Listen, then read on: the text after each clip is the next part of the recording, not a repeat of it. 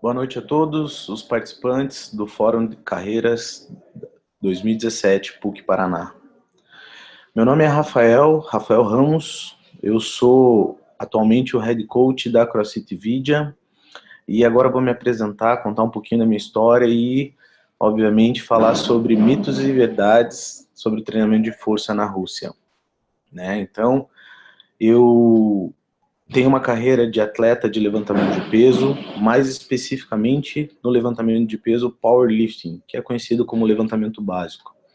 Fui atleta durante 7 anos, conquistei diversos títulos nesse esporte, e depois disso eu busquei uma carreira profissional, como professor de educação física, busquei me desenvolver nessa carreira. Até que consegui montar um box de CrossFit, cujo nome é CrossFit Vidia. Nós estamos localizados aqui até próximo da PUC, na rua Brigadeiro Franco. E dentro da CrossFit Vidia, eu sempre implementei o sistema de trabalho que eu pudesse usar todo o meu conhecimento como atleta de levantamento de peso, como professor, como personal trainer, que sempre foi defensor da musculação, como base de treinamento do CrossFit. E desde então eu venho me desenvolvendo dentro do CrossFit, dentro do levantamento de peso, como treinador e como atleta. E esse ano eu recebi um convite muito especial, que foi participar de um treinamento na Rússia. Então era um training camp de 21 dias treinando com o técnico da seleção russa de powerlifting. O nome dele é Sergei Ivanov. E como é que eu fui parar na Rússia? Como é que eu consegui chegar a esse ponto? Eu vou mostrar para vocês algumas fotos e algumas pessoas que participaram dessa história, e até para vocês entenderem melhor como é que eu cheguei até esse treinamento. Então tá aqui, ó. Aqui nessa foto vocês podem ver alguns atletas, que estavam comigo na Rússia, Foi o dia da nossa chegada lá na Rússia, em Moscou, Do meu lado ali esquerdo tá o Fongaro, depois a Vanessa, o Rudy, são todos atletas que compõem a seleção brasileira de levantamento de peso. E qual foi o critério, para sermos selecionados e convidados para esse treinamento? Na próxima foto vocês vão ver esse cara aí, ó. Esse cara se chama Davi Coimbra, ele é o meu treinador, e é atualmente o melhor atleta de powerlifting do país, Ele detém os maiores recordes, o maior índice de coeficiente de peso levantado pelo peso relativo dele, e além de tudo é um grande treinador. O Davi convidou, porque na verdade essa oportunidade era para o Davi. O Davi foi convidado pelo treinador russo, pelo Sergei Ivanov, para fazer a sua preparação em 2017 lá na Rússia com ele. Só que aí eles estenderam esse convite para todos os atletas brasileiros que participaram dos mundiais de powerlifting de 2010 até 2017. Então esse foi o critério usado. Todos os atletas convocados e que participaram desses eventos mundiais de 2010 para cá foram convidados para participar desse training camp na Rússia, E dentre essa lista eu estava ali, e todos aqueles que podiam arcar com os custos dessa viagem, da hospedagem, do treinamento, foram para lá. E aí a gente foi num grupo de 9 pessoas. Um grupo que contava com atletas de ponta que estão competindo atualmente, até mesmo eu que estou voltando a competir. Fiquei um tempo parado, me ausentei para poder montar o meu negócio, poder estruturar a minha academia, e agora estou voltando às competições. Mas como eu participei em 2011 do Mundial, eu tive esse direito adquirido. Essa foto que vocês estão vendo é na casa do treinador russo, que é esse cara que eu estou abraçando aí, ó. Esse cara é o Sergei Ivanov, treinador Ivanov.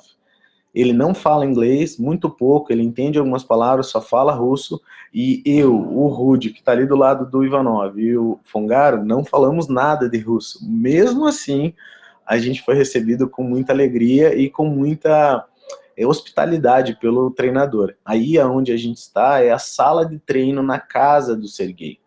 Então vocês podem ver ali, ó, todos aqueles álbuns na parede representam os campeonatos que ele já participou. E só para vocês terem uma ideia, o Ivanov foi atleta de weightlifting, que é o levantamento olímpico. Para quem não sabe, é o snatch, o clean jerk, que é muito comum no CrossFit hoje. É um movimento que todos fazem no CrossFit, todos os praticantes. E depois do weightlifting, ele foi atleta de powerlifting, agachamento supino em terra, que é o meu esporte. né, que também está presente no CrossFit. Ele foi atleta das duas modalidades e hoje já fazem mais de 15 anos que ele é o head coach da seleção russa de powerlifting. Ele cuida especialmente dos atletas masculinos. Então imagine o gabarito aí desse treinador, né, que já formou dezenas de campeões mundiais, tem dezenas de títulos como treinador. Realmente foi uma experiência fantástica para nós. E assim, começa aqui o primeiro mito ou verdade sobre os russos, né?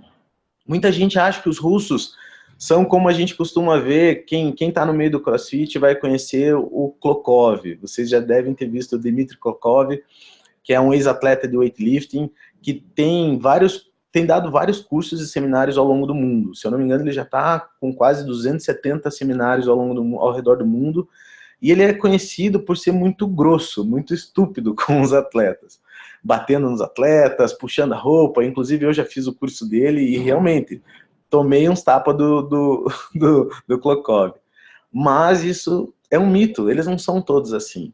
Por exemplo, o Sergei e o Ivanov, ele é muito carinhoso, ele nos tratou como filhos, ele nos recepcionou como filhos, e lá na Rússia, como é que funciona quando um atleta começa os seus treinamentos? Ele é escolhido por um treinador, né? Ele vai ser apadrinhado por esse treinador, que vai ser responsável pela formação física, formação intelectual, formação psicológica, formação de caráter desse atleta, e que vai acompanhar esse treinador até o fim da sua carreira. Então aí a gente já vê uma grande diferença entre o Brasil e Rússia, né? No Brasil a gente vê muitas pessoas migrando de treinador em treinador, migrando de academia em academia, de equipe em equipe, sem haver uma fidelidade, uma confiança naquele treinador. Enquanto que na Rússia isso é culturalmente normal para eles, esse é o padrão, né? Você tem um treinador, esse é o seu treinador para o resto da vida, porque você confia no trabalho daquele treinador. E dessa forma, tanto o atleta quanto o treinador podem desenvolver um trabalho incrível, porque realmente esse treinador conhece o atleta, ele sabe todos os pontos fracos, todos os pontos fortes, e vai poder conduzir a carreira desse atleta, né? Então aí já está a primeira grande diferença, e a gente quebrando o mito de que os russos são extremamente grossos e ríspidos. Pelo contrário, eles são extremamente carinhosos, extremamente hospitaleiros, e eles lembram um pouco o curitibano no começo, né? Eles são um pouco assim, ficam um pouco distante, mas depois que conhecem, eles são extremamente hospitaleiros, né? Então tá aí a primeira grande diferença. Então, né, esse treinamento, como é que aconteceu esse treinamento na Rússia? A gente chegou, foi recepcionado pelo Ivanov, estávamos lá na casa dele no primeiro dia, e para começar, já no primeiro dia, ele chegou e contou para nós, falou, ó, a gente tinha uma tradutora lá que estava fazendo essa tradução, né, porque ele não falava o inglês, ele falou pra gente que a gente teria que fazer sauna, e a gente, sauna, né, mas pô, a gente acabou de chegar, vai fazer sauna, como é que é isso? E aqui no Brasil não é tão habitual você fazer sauna. Muitas pessoas até fazem, mas não é habitual. Em Curitiba mesmo, é difícil você encontrar um lugar específico para sauna e que não tenha outras intenções, né? Que seja só sauna para você se recuperar, enfim. Ele falou devido à viagem, a gente deveria fazer sauna. E na casa dele tinha sauna. A gente foi fazer sauna e a temperatura da sauna já nesse primeiro dia era algo por torno de 80 graus Celsius. Imagina os brasileiros saindo daqui e indo para lá fazer sauna a 80 graus Celsius. A gente cozinhou já no primeiro dia. Teve gente que não aguentou ficar todo o tempo que tinha que ficar. Mas por incrível que pareça, isso é comum para eles e ajuda muito na recuperação dos treinos. Então tá aí, ó, um grande detalhe que os russos usam em todas as modalidades esportivas, todos os atletas usam a sauna para se recuperar dos treinos. Isso faz parte da rotina deles. É como um treino. Você treina e você tem que fazer algo para compensar todo esse esforço, para relaxar a musculatura, e a sauna é essa ferramenta que eles fazem sempre, todas as semanas, em cerca de 2 a 3 vezes na semana, para se recuperar dos treinos e de todas as contraturas que você pode ter devido à sobrecarga e o estresse que os treinos vão provocar. Então isso não é só no levantamento de peso, só no treinamento de força, mas sim em todos os esportes. A ginástica é assim, a parte de patinação é assim, todos eles usam essa ferramenta. E como que funcionava essa sauna? A gente ficava na sauna por volta de 1h30 a 2h30, mas não todo esse período dentro da sauna. A sauna para eles é um momento de relaxamento. Então, assim, dentro da sauna você fica cerca de 3 a 5 minutos lá dentro, nessa temperatura de 80 a 100, até 100 graus Celsius. Nós chegamos a experimentar essa temperatura de 100 graus Celsius, não é nada agradável, mas o efeito que ela proporciona é muito bom, né? E depois você sai, entra direto na água gelada, bem gelada, e fica depois descansando. Você fica cerca de 10 a 12 minutos descansando fora, né, da sauna e se alimentando, tomando um chá, tomando café, comendo alguma coisa leve, para depois retornar. A gente faz esse ciclo cerca de 5 vezes, 6 vezes, tudo depende da intensidade dessa sauna. Geralmente a gente fazia 2 saunas mais leves e uma sauna mais pesada. E essa sauna mais pesada geralmente no sábado, porque domingo a gente não treinava. Então tá aí uma rotina interessante, né, para quem quer treinar em alto nível, quem quer ter performance, ou até mesmo as pessoas que querem treinar bem, mas se recuperar bem dos treinos, a sauna é uma boa ferramenta, tá? Então, voltando para a apresentação que eu preparei para vocês, eu quero mostrar mais aí dessa aventura.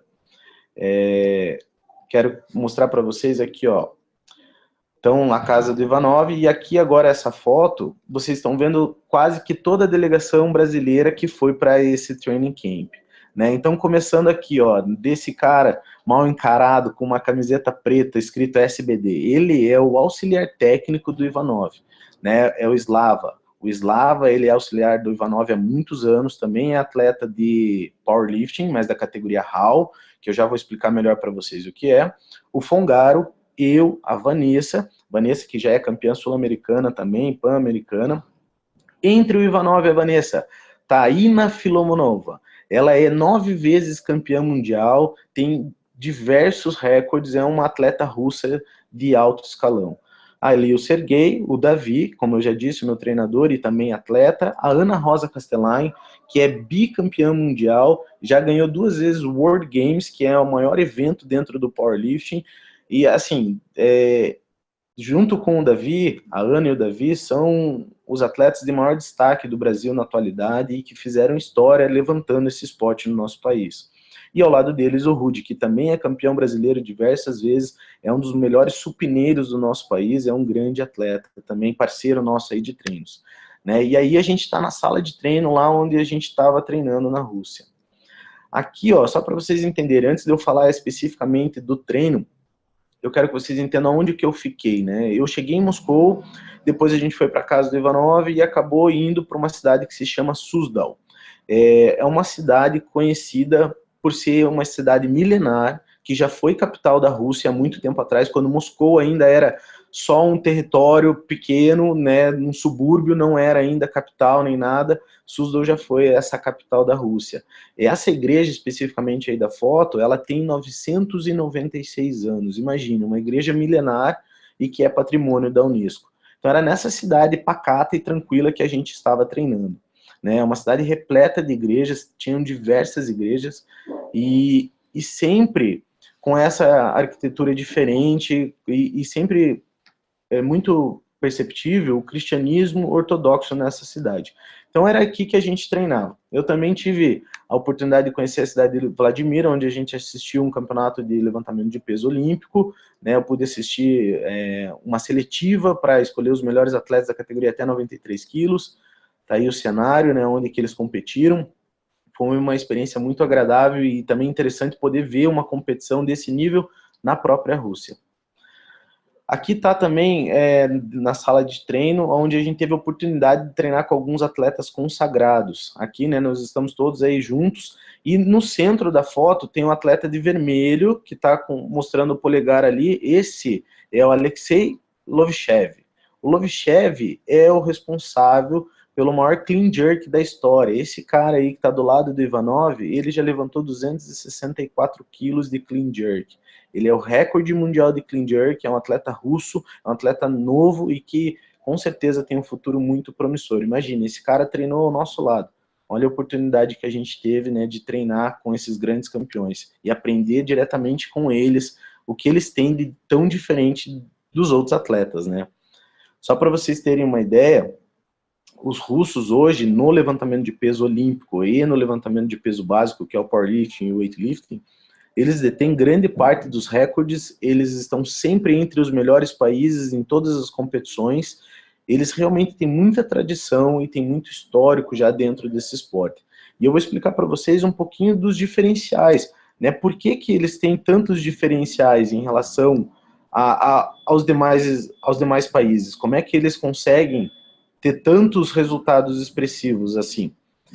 Isso se dá, né, ao meu ver, principalmente pelo fato cultural desses atletas, né? Muita gente pode questionar como é que esses atletas são tão fortes, mas na verdade, quando você está lá e você entende a cultura deles, você entende que o mindset deles é diferente. A forma de pensar, a forma com que eles são criados e como eles iniciaram no esporte é totalmente diferente.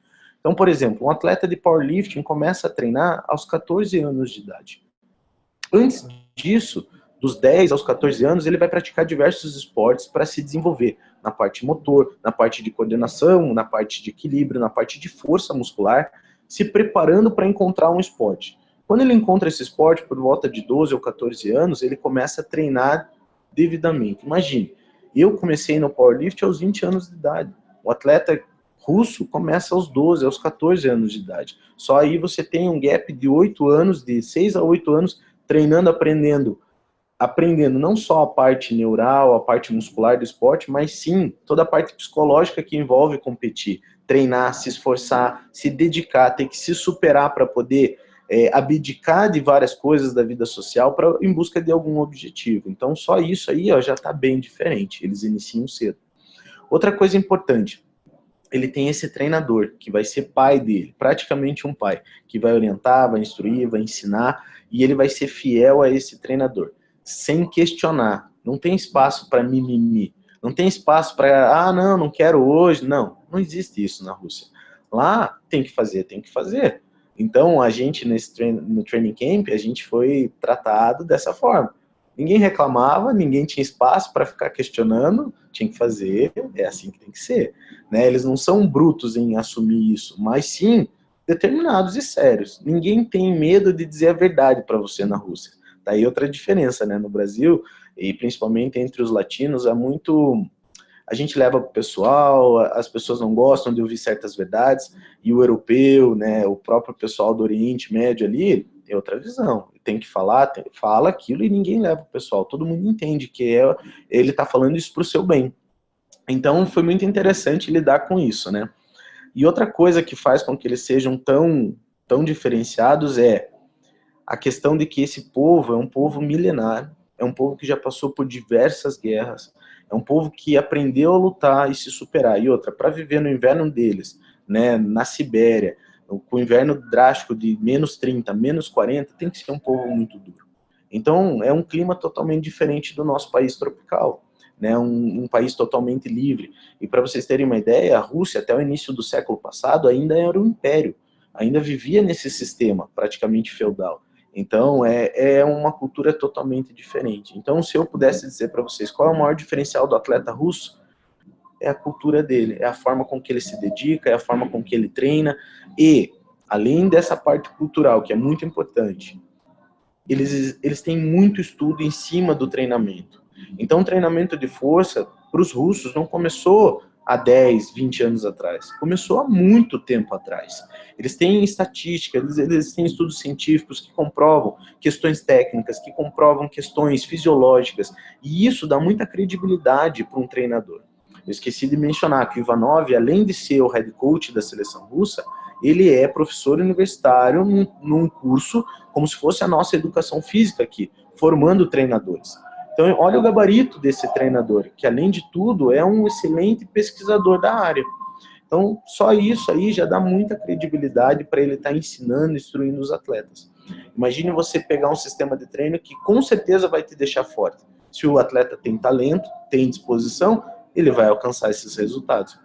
Enquanto que aqui no Brasil, a gente tem que estar buscando conhecimento, sempre buscando com alguém melhor e geralmente alguém de fora. Como é que eu evoluí dentro do powerlifting? Com o meu treinador, que é o Davi Coimbra, que foi atrás, que foi buscar. Então é só assim que a gente melhora, né?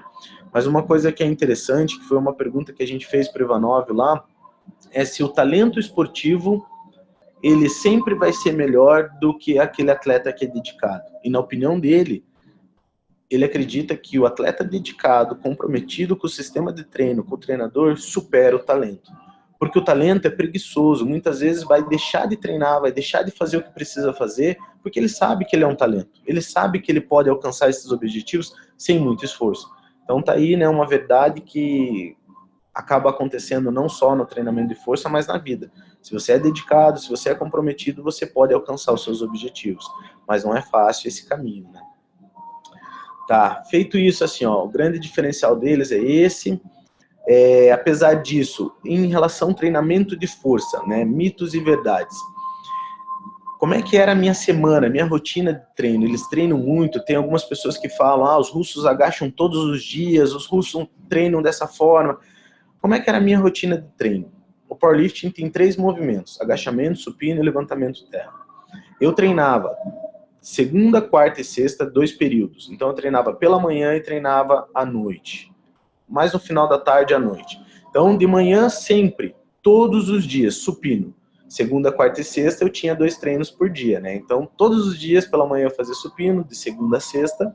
Imagine, treinar supino todos os dias, o mesmo grupo muscular, o mesmo movimento todos os dias. E à tarde eu treinava agachamento e terra na segunda, quarta e sexta. Terça, quinta e sábado eu fazia sauna pela tarde. Então de manhã eu treinava o supino e à tarde fazia sauna. Essa era a rotina. E agora vocês vão me perguntar, como é que eu conseguia treinar o mesmo movimento 5, 6 vezes na semana? E não só o supino, em algumas fases de treinamento a gente chega a agachar 6 vezes na semana. Ou fazer levantamento terra diversas vezes. Porque a intensidade é calculada, existe uma periodização de treinamento inteligente e os estímulos são variáveis, ou seja, você não vai fazer com a mesma carga todos os dias, você não vai fazer com a mesma angulação todos os dias, mas tudo isso é pensado e esquematizado para que o atleta consiga treinar todos os dias. Além disso, é muito importante que o atleta tenha uma rotina de treinamento onde ele possa descansar devidamente, onde ele possa se alimentar adequadamente. Por quê? O atleta que treina e trabalha, como é a maior realidade dos atletas brasileiros, que tem que trabalhar e ainda assim tem que estar treinando e buscando se desenvolver como atleta, é muito diferente daquele que pode só treinar. Se você pode só treinar, se alimentar bem, isso vai fazer com que você evolua. E isso é drasticamente a diferença. Por exemplo, eu fiquei 21 dias treinando lá, sem precisar trabalhar, eu consegui ganhar praticamente 4 quilos de massa corporal, né? Ganhei um pouco de gordura, mas ganhei muito músculo, ou seja, porque eu não precisava trabalhar. O estresse psicológico que o trabalho, seja sentado, seja dando aula, como é o meu caso de treinador, ele impacta diretamente no seu resultado, na performance e na recuperação dos treinos. Óbvio, na Rússia nem todos os atletas podem fazer o treinamento sem precisar trabalhar. Muitos deles têm que trabalhar também. E como é que funciona isso na Rússia, né? Isso pode ser um mito também para alguns. A gente acha que na Rússia todo atleta é financiado pelo governo, tem rios de dinheiro. E não é bem assim. Isso depende do estado que ele mora. Então, a Rússia tem quase, se eu não me engano, se eu não estou errado, 90 e poucos estados, né, as regiões, e cada estado trata os seus atletas de uma forma diferente. Alguns estados financiam seus atletas com bons salários, com premiações, outros estados não. Então, alguns atletas têm lá uma vida muito boa financeiramente, ganhando carros, apartamentos, como premiação em troca de recordes e de campeonatos internacionais importantes. Outros atletas precisam trabalhar e treinar para conquistar, né, tanto a sua condição social, tanto como a sua vida pessoal. Então, essa é uma realidade na Rússia que a gente enfrenta aqui no Brasil também. Hoje tem alguns atletas, tirando o futebol, que conseguem viver do seu esporte, né, que conseguem ter uma renda boa, né, mas não são todos. A gente sabe que no Brasil ainda o incentivo é bem precário para diversos esportes. E o powerlifting, por exemplo, é um esporte amador. Então, no Brasil, não há incentivo quase que nenhum. A gente tem a Bolsa Atleta do governo federal, mas é uma burocracia enorme e que, no fim das contas, o valor total dessa bolsa, anualmente, que você recebe, paga apenas as inscrições e talvez as passagens aéreas para os campeonatos. Mas toda a parte de equipamento, de alimentação, não é custeada por essa bolsa, porque não dá. O atleta precisa de muito mais recurso para poder realmente ser um atleta. Então, no meu caso, o que o powerlifting representa na minha vida? É um hobby. É um hobby que me mantém focado, me mantém feliz, porque para você desempenhar qualquer atividade que seja, né, no meu caso, trabalhar com pessoas, fazer com que elas se desenvolvam, que elas se superem, o treinamento me ajudou muito, porque me ensinou a passar pelas dificuldades que os meus alunos passam. Em diferentes níveis, eu consigo aplicar isso na realidade deles. Né? Então tá aí mais uma verdade sobre os russos aí. E ao final aí desse treinamento, desse training camp, eu consegui também conhecer outros atletas, né, renomados, não só o Lovchev, que eu mostrei, a Ina, né, mas eu vou mostrar para vocês agora outros atletas que estavam lá conosco, que a gente teve a oportunidade de conhecer. Aqui nessa foto eu tenho 2 atletas, e os 2 juntos somam quase 10 títulos mundiais de levantamento de peso. Né? O maior ali, grandão, que está fazendo sinal de paz e amor, o nome dele é Alexander Khrushchev, e o outro, do outro lado, ele é o Suslov Nikolai. O Khrushchev, que é o grandão que está fazendo paz e amor ali, ele foi atleta de powerlifting durante muitos anos e hoje, atualmente, ele é um atleta renomado de strongman. O cara é gigante, gigante. Vocês viram que eu sumo ali no meio dos dois, né?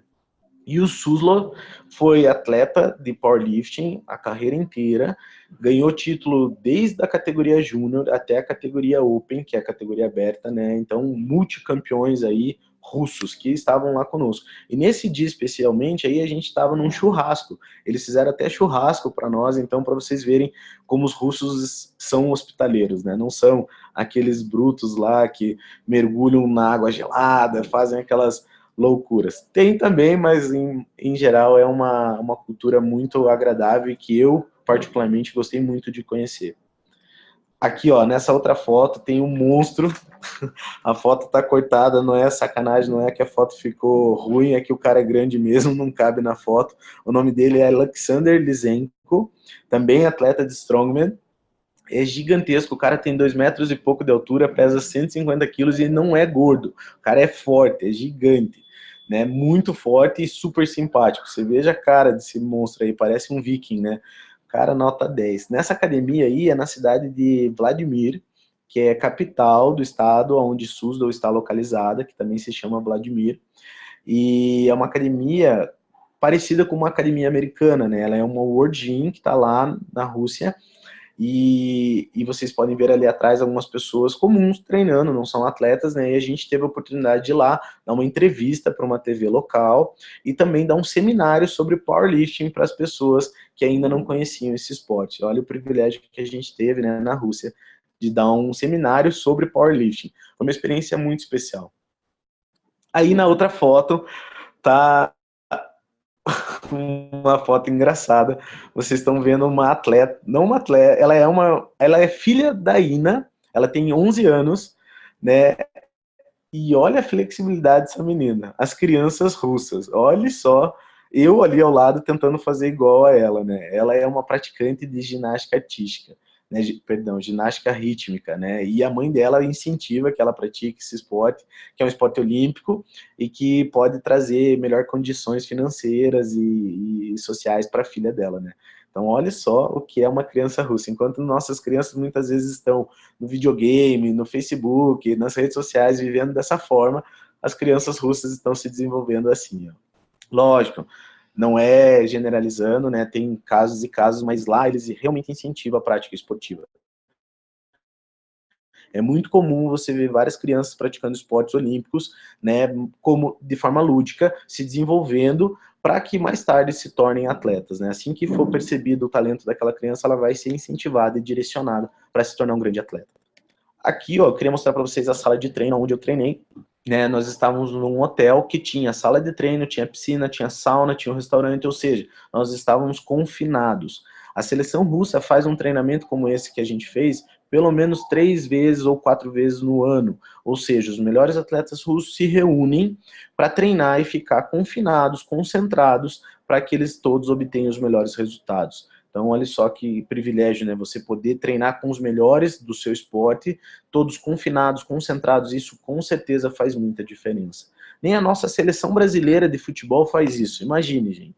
Né? Se a nossa seleção brasileira de futebol não faz isso, né? Eles se reúnem uma semana antes, mal e mal fazem uma pré-temporada juntos, né? Imagine a realidade na Rússia, onde o esporte amador, como o powerlifting, que ainda não é um esporte olímpico, consegue se reunir 3 a 4 vezes para treinar 20 a 30 dias juntos.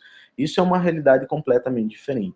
Então, essa era a atmosfera, né? Nós treinávamos nessa sala, onde tinham vários cavaletes, todos os equipamentos Eleiko, que é a melhor marca de peso do mundo, né? E aqui no Brasil, a gente mal e mal tem uma barra olímpica, né? O CrossFit ajudou muito os esportes como o levantamento de peso, porque antes dele, antes do CrossFit, as pessoas em Curitiba mesmo, poucas academias tinham barra olímpica para se treinar. E eu trabalhei em várias academias que eu não tinha barra para treinar. As barras que tinham envergavam, não eram aptas a receber grandes cargas para que eu pudesse treinar. Né? Então você vê essa cultura mudando. O CrossFit, eu sei que tem muita gente que não gosta, né, mas ele realmente é uma ferramenta que veio para mudar muitos padrões dentro do mundo fitness. Mas depois a gente fala um pouco mais sobre o CrossFit. Tá aqui uma outra visão da sala, né, do outro lado, né? Você veja, equipamentos simples, não tem nada de miraculoso ou de super tecnológico, são coisas simples, mas que são realmente eficazes. Aqui está uma foto em Vladimir, a cidade onde a gente ministrou o seminário e também conheceu aquele atleta lá enorme do Strongman. Está aí uma foto em Moscou, né, já no final da viagem, onde a gente conseguiu fazer um pouquinho de turismo também, mas eu já falo um pouquinho mais de Moscou para vocês. Eu queria só falar um pouco mais sobre o treinamento, que eu falei dessa questão da simplicidade, né? E na verdade é isso, não tem milagre. O sistema de treinamento de força, ele na Rússia, ele é muito bem direcionado e orientado. A periodização de treinamento acontece de uma forma bem sistematizada, de uma forma inteligente, sempre respeitando, né, as qualidades e as deficiências do atleta, mas o treinador tem fundamental papel aí para direcionar o treinamento para cada um dos seus atletas, né? E os resultados não aparecem do dia para a noite. Todos esses atletas treinam há 15, 20, 30 anos. Então, assim, o auge do atleta que treina qualquer esporte de força, segundo o Ivanov, ele vai vir após 15 anos ou 20 anos de prática. É aí que vem o auge do atleta. Ou seja, por mais que o atleta tenha começado mais tarde, como é o meu caso, o meu auge dentro dessa modalidade vai vir depois de 15 anos de prática. Ou seja, hoje eu estou aí com 8, 9 anos de prática de powerlift, eu tenho muito para caminhar para poder chegar no meu auge de performance, tanto performance técnica quanto de força. Eu tenho um atleta que tem 60 anos, treina comigo há 9 anos, e a cada ano ele está mais forte, né? E a questão é essa, é o tempo, né? Então, o tempo que vai trazer essa adaptação à sobrecarga, que vai fazer com que você se torne mais técnico, mais eficiente e mais forte, consequentemente. Eu queria agora abordar um tópico muito polêmico, né, que todo mundo deve ter curiosidade de saber, que é o doping. Como é que é o doping na Rússia? Como é que é a visão do doping na Rússia, né? Muita gente tira sarro, né, que os russos são aqueles que tomam muitos esteroides e tal, e na verdade, assim, ó, o que acontece? Essa é a minha opinião bem particular, né, mas eu que estou inserido nos esportes de alto rendimento, o que eu vejo? Todo atleta de alto rendimento, de alta performance, os melhores de cada modalidade, desde uma ginástica artística até o levantamento de peso, corrida, enfim, dança, o que for. Um momento ou outro vai cruzar com esse tópico, o doping, porque todos os atletas estão envolvidos. Todos os países estão envolvidos. Todas as delegações têm esse tipo de problema. Quando a gente fala em alta performance, a gente tem que deixar de lado o critério de saúde, porque o que importa é o resultado. E em busca do resultado, o ser humano é capaz de qualquer coisa. Então, quando a gente fala de alta performance, o doping está presente. Né? Então, isso é em qualquer país. E eu vou dizer para vocês que os maiores usuários de esteroides não são os atletas, são as pessoas normais. Hoje eu estou à frente de uma box de CrossFit, onde eu vejo vários atletas de CrossFit, pseudo-atletas, pessoas que começaram a treinar agora e que estão loucas para usar esteroides. Quando eu trabalhava na academia, eu via uma gama enorme de alunos que queriam tomar esteroides para estar bonitinho para o verão. E isso é um absurdo. Pessoas tomando sem orientação, sem nenhum médico para monitorar, para fazer os exames. E são pessoas que têm objetivos que não demandam esse tipo de droga. Porque não se justifica você usar uma droga para ganhar performance, muito menos para você conquistar um resultado estético. Né? Essa é a minha opinião. Mas é de cada um. Como é que funciona na Rússia? O treinador russo, Sergei Ivanov, falou para nós que ele percebe que o doping sempre esteve à frente do antidoping, até 2012. Ou seja, atletas, não os atletas russos, todos os atletas de todas as nacionalidades, conheciam as drogas, sabiam como usar e conseguiam burlar os exames, né, parando o tempo antes, parando de usar, enfim, não caíam nos exames. Mas de 2011, 2012 para cá, o antidoping está à frente do doping, fazendo com que os atletas não consigam usar esteroides, porque o controle da WADA é muito rigoroso, é extremamente meticuloso. Os atletas são testados fora de temporada, no campeonato, depois do campeonato, quando estão treinando, quando estão viajando. Ou seja, os atletas que estão dentro do quadro da WADA, que são os melhores atletas de cada modalidade, estão sendo testados constantemente. Então, ficou muito difícil para os atletas usarem qualquer tipo de droga que melhore a performance, fazendo com que esse controle tão rigoroso da WADA pegassem até atletas que usaram drogas em Olimpíadas passadas. Se vocês forem atrás desses dados, houve atleta de Londres, atletas de outras Olimpíadas que estão caindo, porque a amostra fica congelada durante 8 anos. E essas amostras podem ser abertas, né, conforme os exames de antidoping vão melhorando e vão evoluindo. E isso aconteceu. Teve categoria de levantamento de peso que de 12 atletas, 10, 9 atletas caíram. Então, assim, tá muito difícil para o atleta usar qualquer recurso dessa forma. E eu, particularmente na Rússia, não vi ninguém usando, não vi nem algum incentivo de atleta, pelo contrário. Eu vi justamente o oposto, o treinador deixando muito claro que o esforço, a dedicação, a paciência, o comprometimento do atleta que ia garantir a performance dele. Né? Nada é do dia para a noite. Então, o atalho não vai levar vocês ao sucesso, mas sim ao fracasso e a consequências seríssimas. Né? E eu digo isso principalmente para as pessoas que não são atletas, que não competem em alto nível. Se você é um praticante de atividade física dentro de uma academia, dentro de um box de crossfit, não vale a pena esse caminho, porque as consequências são graves. Né? Então tá aí, ó, mais um mito, mais uma verdade sobre o treinamento de força na Rússia, né? E essa experiência me mostrou muitas coisas que eu gostei, é justamente isso, que vai de encontro com o meu pensamento. Para você ser um campeão em qualquer modalidade, você tem que ser comprometido, você tem que ter um mindset de campeão, tem que abdicar de muitas coisas, tem que ter paciência, não pode ficar questionando o que o seu treinador mandou fazer, confie no seu treinador ou no seu sistema de treino, tá? Porque são esses os diferenciais dos russos. É isso que eles fazem para serem tão bons quanto eles são. E agora, para ir direcionando já para o fim da minha fala e a gente abrir para perguntas, eu queria só falar de algumas curiosidades aí para vocês, né? Coisas simples que às vezes é o questionamento de alguns e tal, coisas engraçadas, né? Como, por exemplo, Moscou. O que me chamou a atenção em Moscou? É uma cidade extremamente imponente, é uma cidade linda, é uma cidade que tem muitos monumentos, vale a pena conhecer, né? É uma cidade que ainda não está preparada para receber tão bem os ocidentais, você não vê uma placa em inglês, e você tem que decorar o alfabeto deles, porque é um monte de símbolo que você não entende nada, né? Essa construção aqui, ó, dessa foto, faz parte da Praça Vermelha, está ao lado do Kremlin. O Kremlin ali, ó, ali a gente está se divertindo e brincando, né, em Moscou, mas o Kremlin é uma construção imensa, super imponente. Então, assim, eles têm muito disso, né? É um povo muito patriota, é um povo que tem muito orgulho do seu país, lembra muito o patriotismo dos americanos, só que os americanos às vezes são um pouco mais arrogantes, né? A postura um pouquinho diferente, os russos são muito orgulhosos da pátria, enfim, é uma visão um pouco diferente, assim.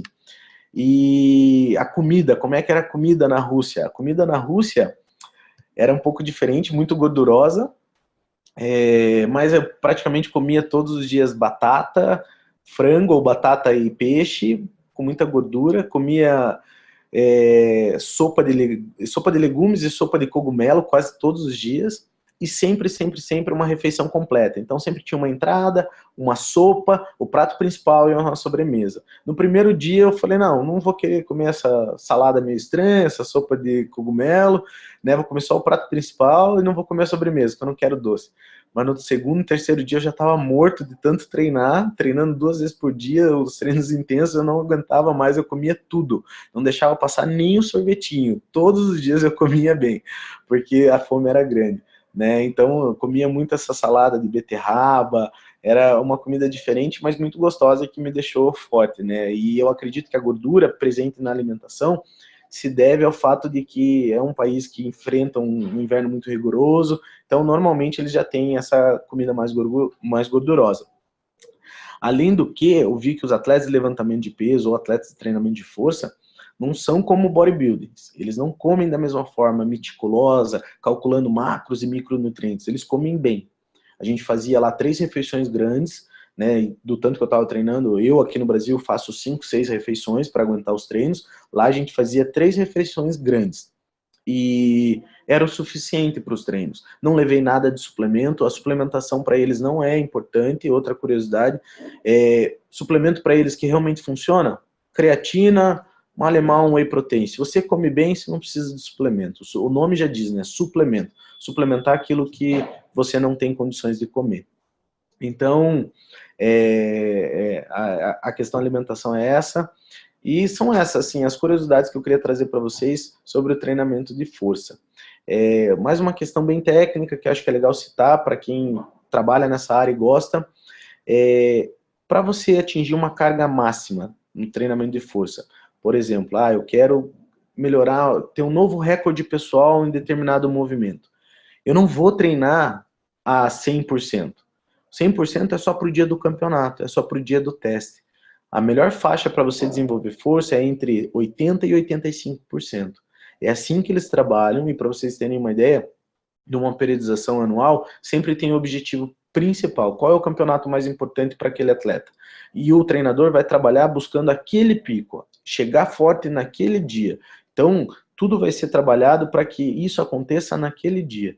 E essas cargas, a periodização deve ser bem respeitada, porque é isso que garante a sua evolução. Então, se você é um praticante de CrossFit ou de outro treinamento de força, ainda não é um atleta de alto nível, mas quer melhorar, não fique tentando quebrar o seu recorde pessoal todos os dias, porque não é isso que vai fazer você evoluir.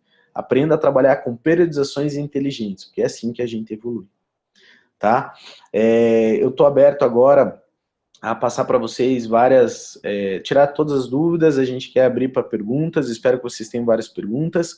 Eu encerro a minha fala aqui só falando que nos dias 13 e 9 agora de setembro, perdão, 13 de setembro, dia 13 de setembro, eu estarei lá na PUC, estarei aí ministrando 2 aulas, 2 aulões de CrossFit, onde eu vou mostrar um pouquinho do que a gente vem aplicando dessa minha experiência na Rússia, no CrossFit, fazer a galera se divertir, brincar, entender o que é o CrossFit e como a gente usa o treinamento de força como base dessa modalidade. E nessa aula, para você participar dessa aula, como é que vai funcionar? Basta você entrar lá no Facebook da PUC Talentos, vai ter um link lá do evento, você se inscreve nesse evento e vai participar do aulão, que vai ser no dia 13 de setembro, no horário das 10 horas da manhã e no horário das 18 horas. Eu espero vocês lá, se inscrevam nesses aulões que a gente vai sortear um mês gratuito para um homem e uma mulher na aula da manhã e um homem e uma mulher na aula da noite, das 18 horas. Né? Então você pode ser premiado com um mês gratuito de treinamento na CrossFit Video. Basta você se inscrever e participar e não vai sofrer muito. Fiquem tranquilos que isso é mito, isso não é verdade, tá? Os russos não são tão ruins assim. Pelo contrário, eles são sérios. A gente vai treinar de forma séria, mas também vai se divertir, tá bom? Então esse é o recado que eu queria dar. Eu quero só mostrar para vocês aqui também. Vou deixar ali na apresentação e espero que vocês mandem as dúvidas para nós, para que a gente possa aí estar respondendo todas as dúvidas de vocês. Combinado? Vamos ver se a gente tem alguma dúvida. Como é que está o pessoal? Não? Sem dúvidas por enquanto? Tudo bem. É isso. Bom, se ninguém mandou dúvida, não tem problema. A gente vai compartilhar aqui com vocês, então, os meus contatos, caso vocês queiram entrar em contato, acompanhar mais esse trabalho de perto. Né, tá aqui uma foto aí da seleção brasileira que esteve lá, todos os integrantes que foram e participaram desse training camp. Né, aqui a gente está com a Filomonova, está aqui com o Sergei, com o Slava, e aqui tá os meus contatos. A gente tem aqui, ó, a página do Facebook, a página do Instagram, tem o site da CrossFit Video, o Facebook da Video, o Instagram da Video. Eu agradeço aí pela atenção. Ah, tem uma pergunta? Ótimo, vamos ver essa pergunta. Vamos ver a pergunta. Ah, o Vinícius Zen. Fala, Rafa.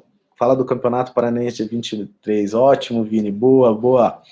Então, galera, ó, bem lembrado, no dia 23/9, para quem se interessou sobre esse esporte, powerlifting, supino, como funciona, no dia 23 de setembro, aqui na CrossFit Vidia, vai acontecer o Campeonato Paranaense de Powerlifting e Supino.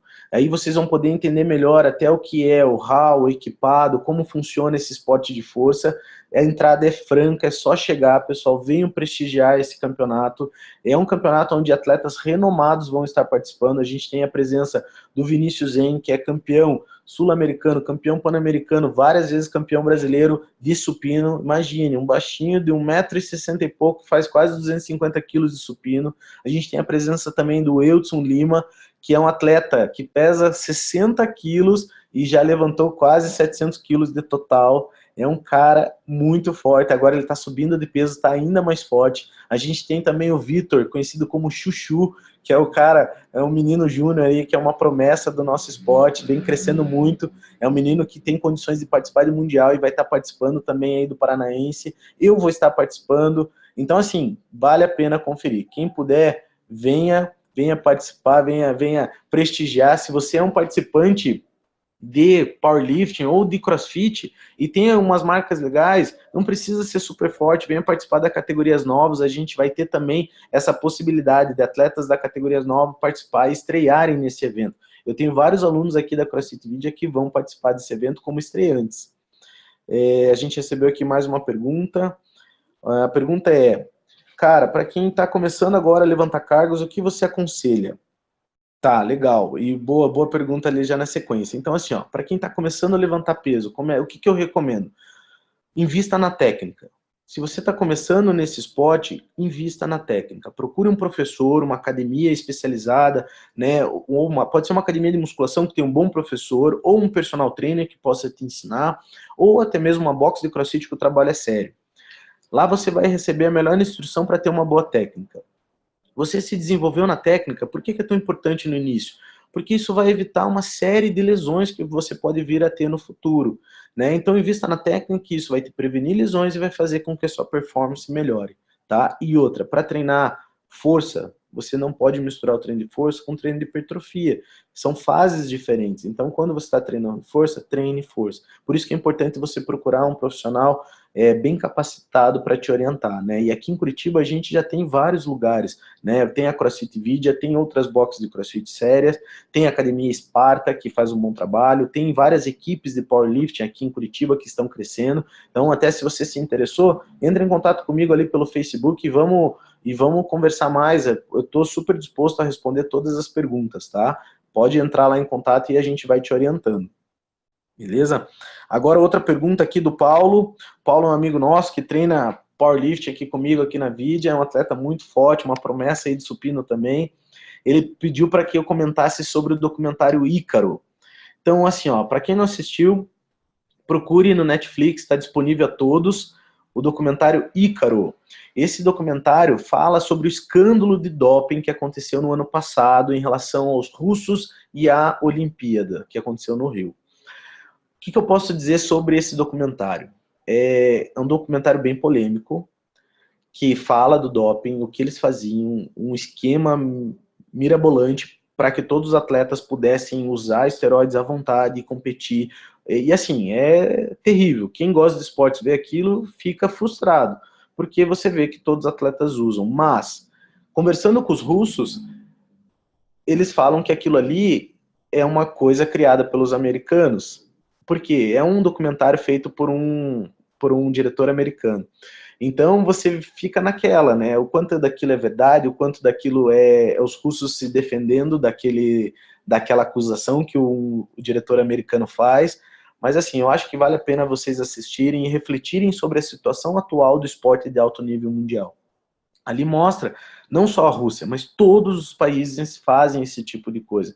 Né, se não fazem assim, como mostra no documentário, que a gente não pode afirmar com certeza que é dessa forma, tem algum esquema político ou algum esquema para que as coisas aconteçam e para que os atletas consigam competir dopados. Né? A gente ouviu várias histórias, mas aí tem um lado russo, tem um lado americano, enfim. No Brasil mesmo a gente tem vários problemas com isso. A gente vê, por exemplo, em competições de crossfit, várias pessoas que nem são atletas ainda, dopadas, participando de campeonatos. Então, infelizmente, isso é muito triste e vale a pena a gente refletir, discutir esses assuntos para que isso melhore.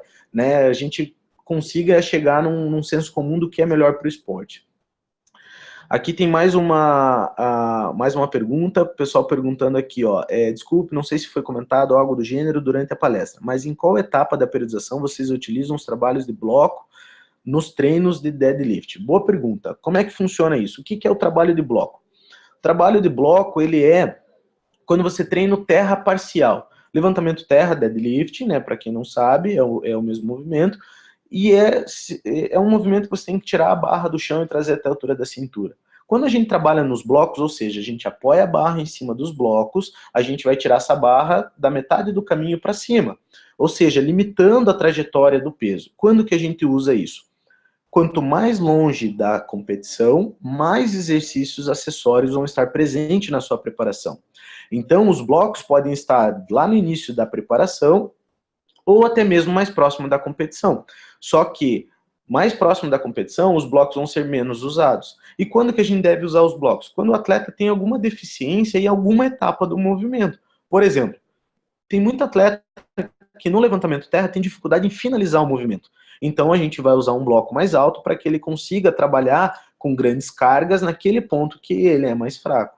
E lembrando aqui também que eu falei que o atleta não chega em 100%, né, na preparação antes da competição. Quando você trabalha com blocos ou com outro movimento parcial, por exemplo, o supino com boards, que seria limitando a distância da barra, também a trajetória da barra, você pode chegar a trabalhar com 100%, às vezes até mais carga do que 100% para fazer um movimento.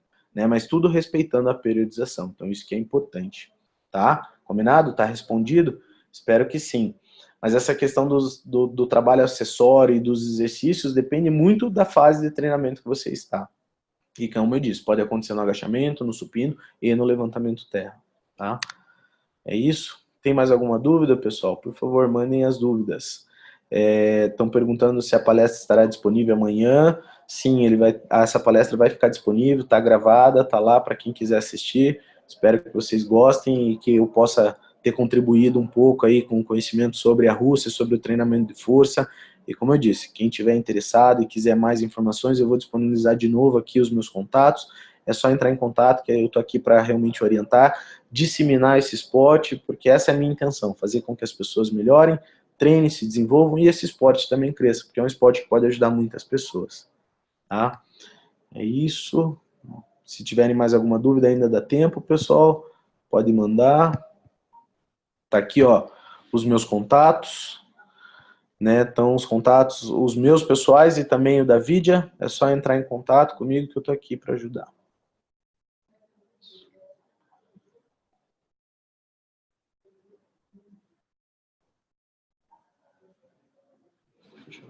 Pessoal, é isso, eu fico por aqui. Muito obrigado pela atenção de todos vocês e um grande abraço a todos. Valeu, tchau, tchau.